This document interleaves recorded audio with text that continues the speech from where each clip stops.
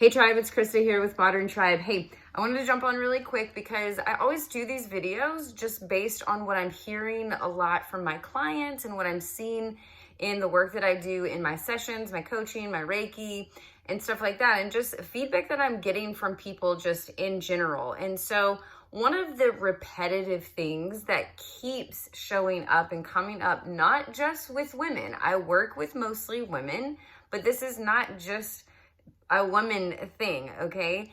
And that is people really have a hard time with crying, okay? And I get it, like, you don't want to cry in front of other people, and like, it's awkward if I'm just sitting there, like, I totally get it. I'm the same way, like, when I do my coaching sessions and therapy sessions and stuff like that. Totally get it. However, crying it's not only a natural part of us as humans and our emotions, it's healthy.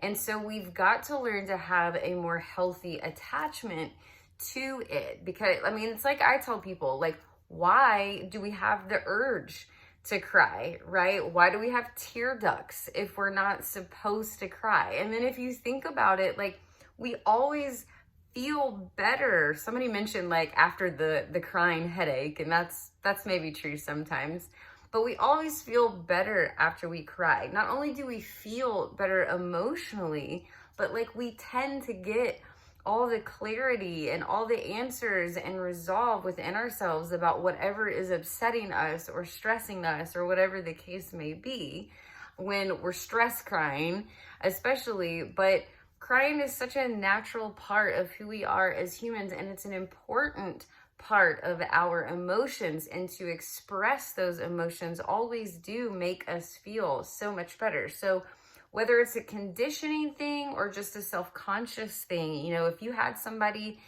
growing up or in your past or a relationship or whatever tell you that crying is not acceptable and it's not okay, maybe it wasn't acceptable to that person, but that's their truth and that's not the actual truth. The other thing you may hear me say a lot of times is that when we start to detach and dissociate from difficult emotions like sad emotions or stress emotions, we tend to dissociate from those harder emotions because they're hard to deal with, right?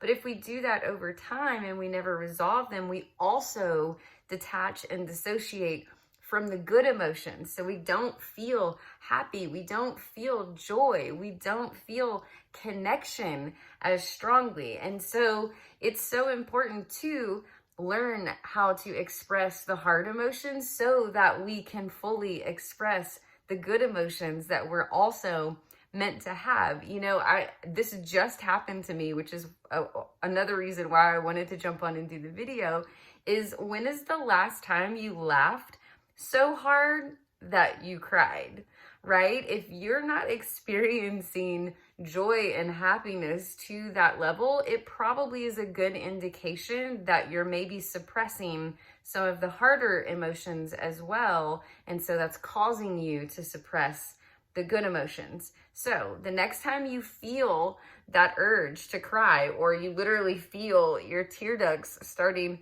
to well up, just maybe see what it feels like to not stop that and just have a good cry.